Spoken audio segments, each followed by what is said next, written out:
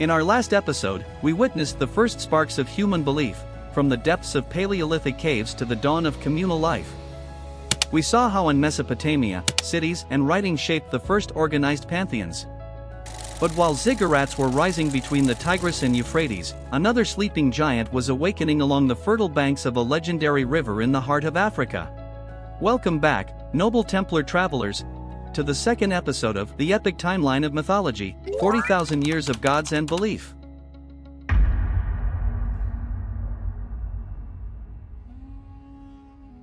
Meanwhile, on the fertile banks of the Nile, around 3100 BCE, the Egyptian civilization found in the river's predictable rhythm the very image of cosmic order.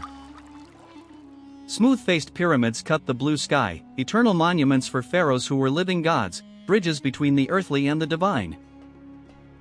The air carried the weight of incense and the solemn sound of chants in temples dedicated to a complex pantheon. The god Ra, the sun god sailing in his bark of fire; Osiris, god of the underworld and resurrection; Isis, the magical mother. Hieroglyphic script adorned tombs and papyri, promising eternal life to those who knew the secrets. The Nile whispered these secrets on its warm sandbanks, a perennial cycle of death and rebirth.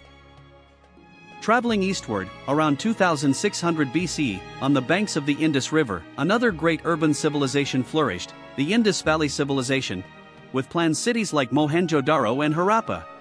Although its script remains undeciphered, seals and figurines suggest purification rituals and possible precursors to Hindu gods. The scent of lotus flowers perhaps already rose to the heavens, foreshadowing the hymns of the Rigveda. That centuries later would sing of Agni, the sacred fire crackling on altars, and Indra, king of the gods wielding the thunderbolt, uniting gods and mortals in a dance of destiny and duty. Dharma. In the Aegean Sea, the Minoan, Crete, and Mycenaean, mainland Greece, civilizations raised palaces and citadels during the second millennium BCE. Colorful frescoes depicted bull leaping in snake goddesses. Echoes of myths that would later shape the Olympus of Zeus, Hera, and Poseidon. At the other end of the known world, in China, on the banks of the Yellow River, the first dynasties like the Shang, circa 1600 BCE, used oracle bones to consult ancestors and spirits. The clang of bronze ritual vessels and the first hints of the mandate of heaven linked the emperor's power to the harmony of the cosmos, guarded by dragons and phoenixes. These myths were more than stories, they were the invisible foundation of city walls, the rhythm of the harvests, the justification for the power of kings and priests. In an extraordinary period, later termed the Axial Age, roughly between 800 BCE and 200 BCE, with later echoes, the focus of the spiritual quest shifted. From sacrificial altars and distant sky gods, the gaze turned inward to ethics, to enlightenment, to the meaning of individual existence within the cosmos. In India, where Vedic rituals and the caste system held sway, voices of reform and deep introspection arose. Around the 6th century BCE, Mahavira, known as the Jina, the conqueror, walked barefoot on sacred ground. His philosophy, Jainism, preached ahimsa, a radical non-violence extending to all life forms, from the smallest insect to human beings. Shortly after, also in northern India, a prince named Siddhartha Gautama, c. 563 to 483 BCE, renounced his palace. Beneath the cool dawn air and the leaves of a Bodhi tree, he plunged into deep meditation. The sound of his breath became one with the whisper of the wind until, under the weight of an endless sky, he awoke as the Buddha, the Enlightened One. Around the same time, in China plunged into the chaos of the Warring States period, philosophers sought to restore harmony. Lao Tzu, a semi-legendary figure, perhaps 6th century BCE, contemplated the Tao, the way, the unknowable flow of the universe on the banks of murmuring streams.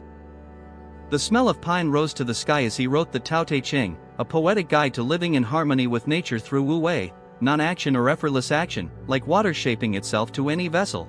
His words, light as mist, inspired Taoism. His contemporary, Confucius, 551 to 479 BCE, focused on social order.